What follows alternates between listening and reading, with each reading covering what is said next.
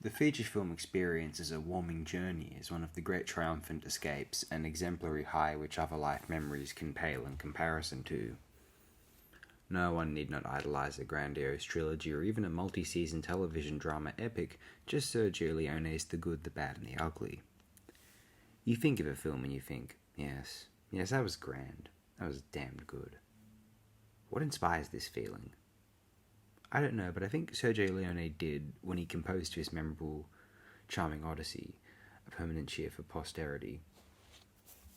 It is in the travails of Blondie, Tuco, and Angel Eyes, overseen by Ennio Morricone, Leone's direction via Tonino Delle Colle's cinematography, which composed one of the most striking, inspiring, uplifting, and euphoric of all films. By the 21st century, it was one of the most acclaimed and beloved of all time.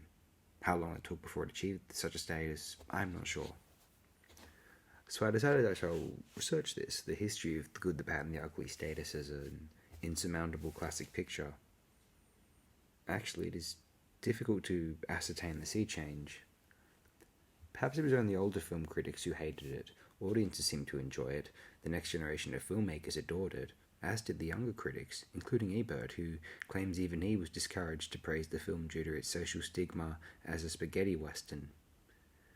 Maybe Eastwood's status as a star, not as a Hollywood reject, as Ebert insinuates American film critics considered him at one time, influenced audiences and critics both to see the film for what it was. Far and away the best film Eastwood would ever be involved with. Not to say anything against any other films Eastwood has been involved with, acting or directing or both. They've included some incredibly impressive films at times, although The Good, the Bad and the Ugly dwarfs most films, in my opinion. One of my 10 or 20 favourites, a film which elevated me as a 14-year-old, the finest film ever sometimes. I just revere it. Sergio Leone must have intended to make the greatest film ever made. He attempted this again for his 1968 film and again for his 1984 film.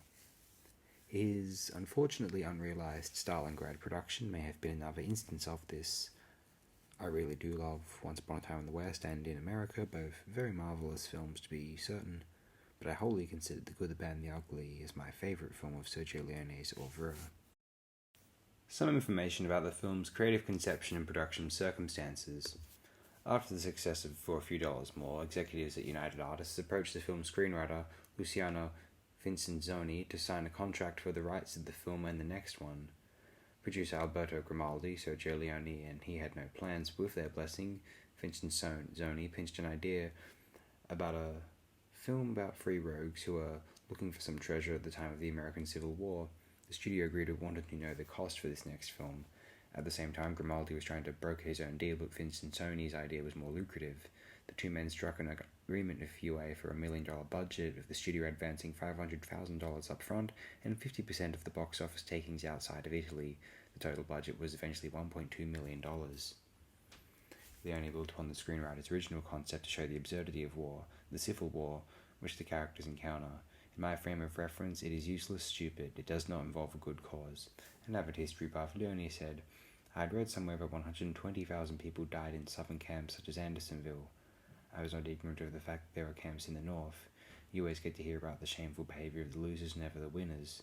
The Batterville camp where Blondie and Tuco are imprisoned was based on the steel engravings of Andersonville. Many shots in the film were influenced by archival photographs taken by Matthew Brady and Alexander Gardner. As the film took place during the Civil War, it served as a prequel for the other two films in the trilogy, which took place after the war. In its depiction of violence, Leone used his signature long-drawn and close-up style of filming, which he did by mixing extreme face shots and sweeping long shots. By doing so, Leone managed to stage epic sequences punctuated by extreme eyes and face shots, or hands slowly reaching for a holstered gun. This builds up the tension and suspense by allowing the viewers to savor the performances and character reactions, creating a feeling of excitement as well as giving Leone the freedom to film beautiful landscapes. Leone also incorporated music to heighten the tension and pressure before and during the film's many gunfights.